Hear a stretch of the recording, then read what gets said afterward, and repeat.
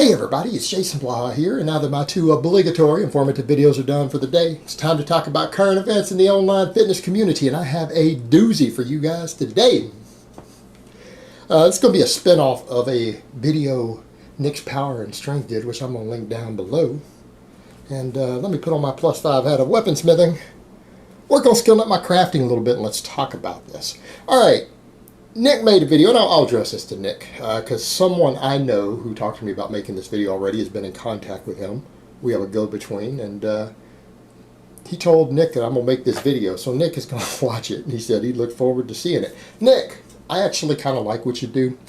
I don't have a beef with Nick's Power and Strength. There's a lot of channels I'm going to smack talk. I only have one problem with him, and I'll get to it in a minute. But overall, what do I think of Nick's Power and Strength? Guy seems pretty smart guy. Got a good work ethic. He's real strong. Has pretty good grasp of training knowledge. Right? That's more or less what I have to say about the guy. And I actually got sad when his hedgehog died. I'm not going to lie. When Hedgie died, I kind of got a little tear in my eye. I'm not crying. You're crying, bro. So, that being said, I don't have a problem with Nick. The only thing I dislike about Nick, man, you got to quit promoting this whole bodybuilding thing, brother. Particularly this whole pro bodybuilding thing. I know you're doing a lot of fan service for it, and I know you got to do what you got to do to make your money. You got to do what you got to do to make your money. But man, you really shouldn't be promoting that whole world, because that world is extremely exploited. You know, and you're talking about in this thing that Artemus, Dolgin's clothing company, allegedly screwed over some former pro bodybuilders, well, like Samir Banout, Tom Platz, those guys, right? Well, their whole industry is exploited. They're used to being exploited. They're pro bodybuilders. The whole bodybuilding industry is built upon exploitation, which is what we're going to get into. And it's really a dark, nasty place. It's been propped up as something else. And that's what I want to talk about. You know, you went into all this stuff about the company and about Artemus Dolgin. And even him sending you kind of threatening letters about defamation and everything else, when you really didn't talk about some of the worst of it. I mean, the guy is extremely well known for this. Guys, Google will reveal it. Because his actor name was Leo Donis. What's up, Leo? Because I know he's going to see this video too. He's going to watch it. He's going to watch it because he's been on the lookout for this stuff lately. Again, he's already sending letters to people like Nick. You know, you didn't go into the really dark side of this, because this guy did a lot of really extreme gay porn. And when I say that, guys, do not Google it.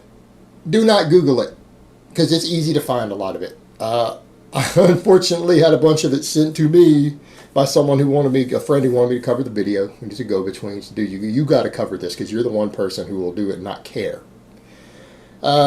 And I'm going to go on a limb and say there's going to be stuff that even gay dudes just going to look at and go, ooh, that's a little nasty. Right? Because everyone just assumes things about gay people that may not be true. And I don't want people to think that I'm even being anti-gay. Look, when I talk about this whole G4P and the whole exploitive nature of the bodybuilding industry, I'm not calling out gay dudes for being gay. I have a problem with an industry exploiting people and pretending to be something that it's not, and creating an industry that it causes exploitation and almost forced homosexuality. Right? That's a problem. That's a problem. If someone's gay, they're gay, man. I don't care. That's their business, right? That's their business. That's who they are. I'm not going to get into that. I don't have a problem with that. It's this exploitive nature in creating an industry based upon that exploitation. That's where we get into a problem. That's just part of the dark side of the bodybuilding world. Now, the problem we have is that we have guys like Artemus, who is part of that exploitation, got the hell exploited out of him, and he continues to promote the industry that exploited him and is engaging himself in allegedly exploitive behavior. Now, that's a problem. Now, Artemus, I know you like to threaten people. There have been cases of you already being threatening with people. First of all, I know you're not going to come physically intimidate me here in Texas. Not going to go well for you. I'm going to recommend you don't do that. Wouldn't be a good idea. Not going to end well for you. You're going to put me on the news. I don't think you want to do that. Number two,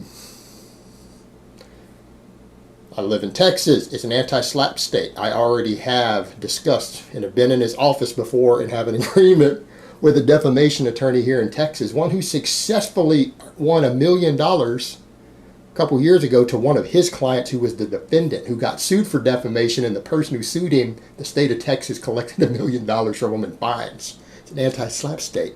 If you go to court and you file a claim for defamation in Texas, you have to win. If you don't win, Texas will fine the hell out of you, and they will come to your state and collect it. All right, they will collect it. They will fine you if you lose a defamation suit. You're going to owe the person damages who you sued. You're going to owe all their legal fees, and if they ran up $200,000 in legal fees, you got to pay it. That's how this works here, right? And they're plenty. I've already got a guy willing to take my any defamation I do on retainer. So I'm ready, baby. Come on. Because what you don't want to do is get up and claim, I didn't do any gay porn. And for us to play in the courtroom of you letting 5 old men cream pie your booty hole in a row. Because that video is out there and it has been sent to me, and it's you. It's you, Leodonis. That's nasty, dude. That's how people catch diseases. You can't be doing stuff like that.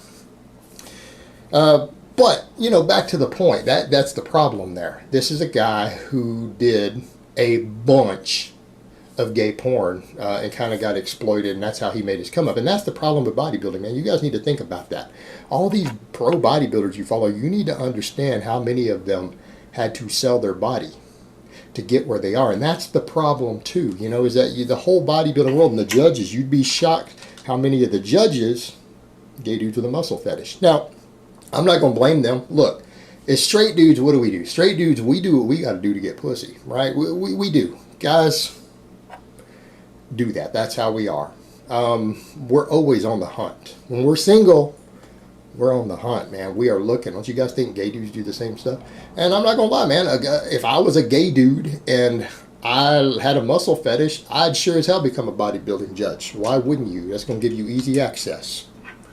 That's going to give you easy access. So I don't necessarily blame them. The problem is that you got a whole industry itself based on this sort of exploitative behavior. And the whole bodybuilding world is a big-ass party scene. Tons of G4P. Other people have talked about it. I mean, other YouTubers in the bodybuilding world have done G4P, like Cali Muscle. Remember Chuck Basher? Don't Google that one either. Don't Google. Trust me, you don't want to see it. To everything, even the stuff that people saw with Kai Green and all these other people, right? It's all out there. But then you have the whole party scene. And again, you guys remember Jerry Ward talking about that. He's admitted all that all the heroin and Nubane and everything else, it's rampant in bodybuilding circles. It's a big, exploitive, dark world full of gay prostitution, injectable IV drugs, like recreational drugs. It's a party scene.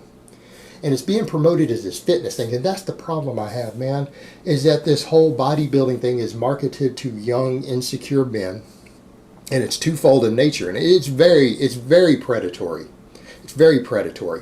Because as young men who are not getting laid, what is your driving obsession? We kind of come back to the other point I made. It's getting laid, man. It's like when you're 18, 19, 20 years old and you're not getting any, you're an easy person to market to. That's how Axe body spray works. Right? You just spray this Axe body spray on yourself, girls throw themselves at you. You know, oh, you just get jacked. You just get amazing bicep peaks and diamond sharp abs that can cut glass. Girls will line up to suck your dick, right? You know, that's almost the way this stuff is marketed. But the reality is that's being done to sell you guys products. It's not reality. It's just there to sell you products because they know you're thirsty. They know you're desperate and you're willing to do anything. And if you think going to the gym and doing this body part split that you pay for, that you buy this program, and that if you spend this $100 a month on supplements is going to increase your chances of getting laid, you're going to do it. You're going to do it because you're thirsty.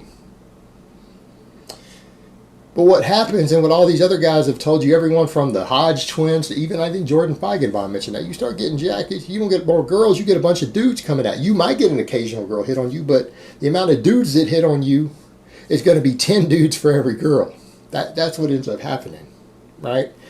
That's what ends up happening. The other dudes hit on you. And if the other dudes aren't hitting you, it's not girls walking up to talk to you. It's guys coming up to talk to you to ask you what sort of creatine you use. What sort of protein do you use? You attract a bunch of dudes. All right, that's the problem. It's being marketed this way, that you're going to get girls, but that's not what happens. It gets you a bunch of dudes. And then the whole bodybuilding world profits off this, because what does that give them? It gives them a whole fresh market. More people try to become bodybuilders. The more young men that they have who are hungry to get their pro cards, right? More fresh meat they got access to. So it creates and props up making bodybuilding more popular. It all works in a big circle to sell products and supplements, promoting the whole bodybuilding. The magazines, even the YouTube channels who promote bodybuilding send it back around circular, and the amount of young men who try to get into competitive bodybuilding increases. That's more hot young studs that they have access to, who they might be able to manipulate into favors. Right, so then the whole bodybuilding predatory behavior in the actual competitive scene gets fresh meat for the grinder. You know, because it's been promoted now as this positive thing, and all these young men get involved, to the point where I've seen guys who have said, I've met guys at gyms who are starting like, I think I'm going to compete. And I'm like, why? Is it a passion? No, I really, I don't care about it that much, but it seems like everyone else is competing. And, you know, what's the point of me spending all this time training? I should just go ahead and compete.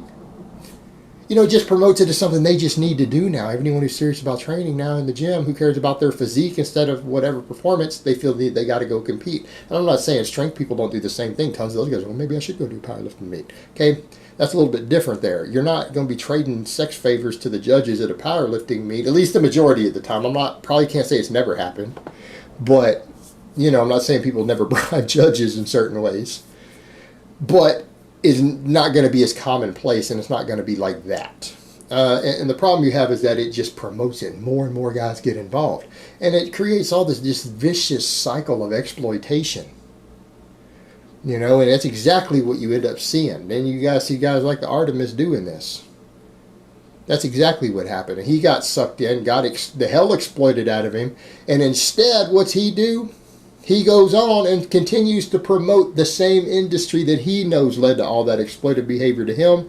It starts engaging in allegedly exploitive behavior, and he just continues the cycle. Pardon the pun there. So yeah, this is something that needs to be said. I mean, I can't believe that Nick went all in on this. Talk about all this stuff with his clothing company, which I don't know if it's true or not. I'm not alleging it's true. I'm saying he alleged it. I don't even know if Nick has said for certainty that it's actual truth. He might have said it's just an allegation. He doesn't know. I don't recall if he broke it down that way. So, I mean, I'm not saying that that's what happened, but that's what the rumors are. I don't know what the truth is. But what we do know is all this other stuff is provable. The evidence is there. That's wow. And there you guys have it. You want to know what the bodybuilding world is really about? There you go. Artemus, a.k.a. Leo Donis. There you go. That's the hardcore bodybuilding world for you right there. That's what it is.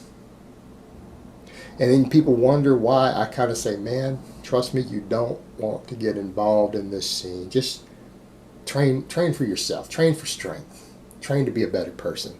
Don't get involved in this bodybuilding scene. Trust me. Because it doesn't even end there. Next thing you know, you got photographers wanting to photo you. Then they start trying to exploit you. The same way straight photographers exploit models all the time. Because I've seen that too, because my girlfriend's somewhat in the fashion industry. You see that all the time too. You see the same thing with all these dudes with their hot physiques. Right? You'd be surprised how many of these photographers are going to try to exploit you also.